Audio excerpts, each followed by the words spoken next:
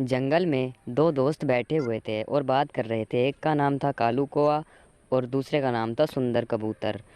और दोस्तों दोनों आपस में बहुत तेज़ी से बात कर रहे थे। फिर थोड़ी ही देर बाद कबूतर कहता है। अरे भाई कालू कुआ तू ठीक तो है। और हाँ, एक बात कहनी थी तुझसे। यार मेरी घरवाली तो बहुत ही अच्छी है। मुझे रोज बहुत सारा प्यार करती है और नए नए अच्छे अच्छे कपड़े पहनने को भी देती है। फिर इसकी बात सुनकर कौआ बोलता है। अरे भाई सुंदर, इसमें कौन सी बड़ी बात हुई। ये तो मेरे साथ भी होता है। मेरी घरवाली भी मुझको बहुत प्यार करती है और अच्छे अच्छे कपड़े भी पहनने को देती है। इसमें तो भाई कोई अलग बात नहीं हुई। अब तुम कह रहे हो कि हमारी घरवाली ऐसी है, हमारी घरवाली ऐसी है। अब इसमें तो अलग बात हुई नहीं ना। अब इसकी बात सुनकर कबूतर बोलता है।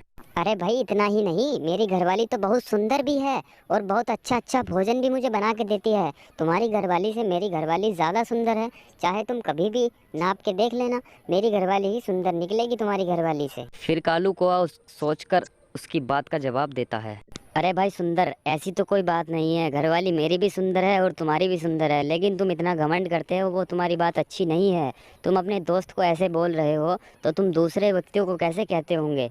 तुम्हारी बात ये बिल्कुल गलत है। तुम्हें ऐसा नहीं कहना चाहिए मुझको, सोच लेना। फिर कालू कौआ की बात सुनकर कबूतर बोलता है।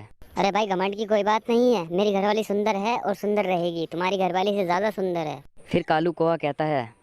नहीं, अब तो मैं भी कहूँगा कि मेरी घरवाली सुंदर है। तुम्हारी घरवाली से मेरी घरवाली ज़्यादा सुंदर है, तुम कभी भी देख लेना।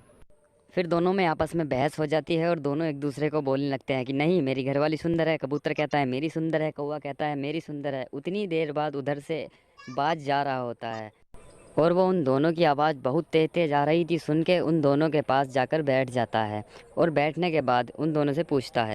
अरे भाई तुम दोनों को क्या हो गया, क्यों लड़ रहे हो? पूरे जंगल में तुमने शोर मचा रखा है। मैं वहाँ से उड़ता जा रहा था, मुझे तुम्हारी आवाज़ सुनाई दी। फिर कबूतर बाज की बात का जवाब देता है और कहता है। अरे भाई बात तो कुछ नहीं है, बस बात ये थी कि मैं इससे ये कह रहा था कि मेरी घरवाली तुम्हारी घरवाली से सुंदर है। और हाँ, मेरी घरवाली सुंदर है तो मैं घमंड करूंगा ही ना। अब तुम ही बताओ मैं घमंड करूँ कि नहीं। फिर कौवा उसकी बात का जवाब देता है। अरे बाज भाई ऐसी बात नहीं है। अगर इसकी घरवाली सुंदरी ही है तो मेरी घरवाली को ये बुरा क्यों कह रहा है। हम मानते हैं कि इसकी घरवाली सुंदर है, लेकिन दूसरों की घरवाली को तो ऐसा ना बोले। इससे कहो जरा और इसे समझाओ। अरे भाई तुम दोनों लड़ो नहीं, मैं अभी बता दूंगा कि किसकी घरवाली सुंदर है और किसकी नहीं है। और जिसका घमंड तुम कर रहे हो ना कबूतर, तुम्हारा घमंड भी मैं चूर चूर कर सकता हूँ। मैं अभी जाऊंगा और जाने के बाद पता लगाऊंगा कि कौन सुंदर है और कौन नहीं। फिर थोड़ी देर बाद बाज वहाँ से चला जाता है और जाने के बाद वो बाज पहले सुंदर कबूतर की पत्नी के पास जाता है और कहता है।